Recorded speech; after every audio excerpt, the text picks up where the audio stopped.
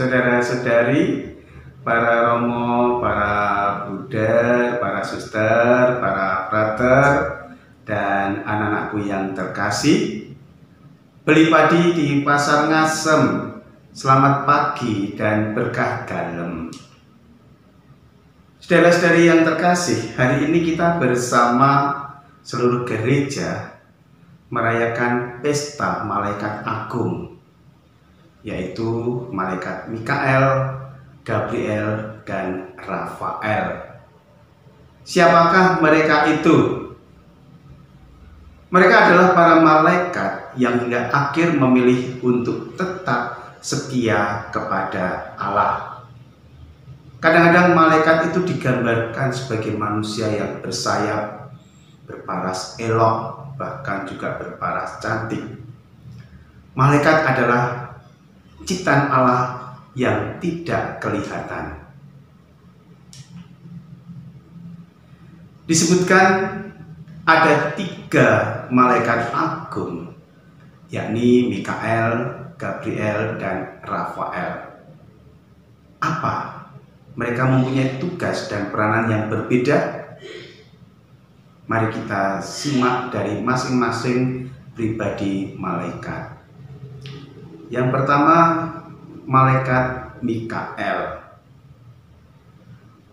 Mikael berarti siapakah yang sama dengan Allah? Adalah malaikat agung Allah dan panglima bala tentara surga.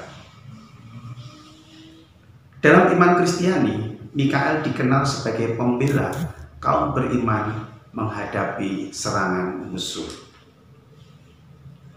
Dalam kitab Wahyu ditampilkan Mikael bersama malaikat-malaikatnya berperang melawan naga yang akhirnya naga itu tidak mendapat tempat di surga dan dikalahkan. Bangsa Israel memandang Mikael sebagai pembelanya dalam segala penganiayaan, godaan, dan perpecahan.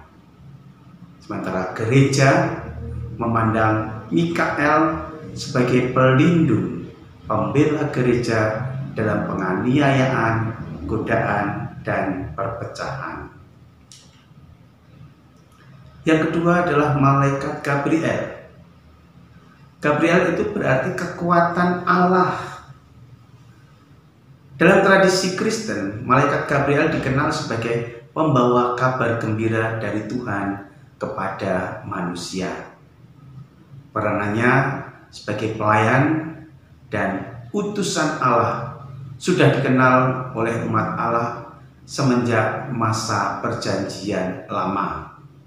Malaikat Gabriel dalam Perjanjian Baru muncul membawa kabar gembira dari Allah kepada Zakaria, kita tahu suami Elisabet, dan juga kepada Maria yang menyampaikan kabar bahwa Maria dipilih Allah mengandung Kristus dari Roh Kudus. Dari peranan Gabriel kita tahu bahwa Gabriel menjadi utusan Allah untuk menyampaikan kepada manusia berita keselamatan dari Allah. Yang ketiga adalah Rafael. Rafael berarti obat Tuhan, tabib Allah atau Tuhan menyembuhkan. Dalam kitab Tobit, Rafael tampil sebagai teman seperjalanan Tobia ke negeri Media dan sebagai malaikat Tuhan yang diutus menyembuhkan Tobias dari kebutaannya, membebaskan Sarah putri Raguel dari gangguan roh jahat. Saudara-saudari yang terkasih, para malaikat adalah teladan iman yang baik bagi kita. Para malaikat agung setia melayani Allah dengan menjalankan tugas yang diberikan Allah kepada mereka masing-masing.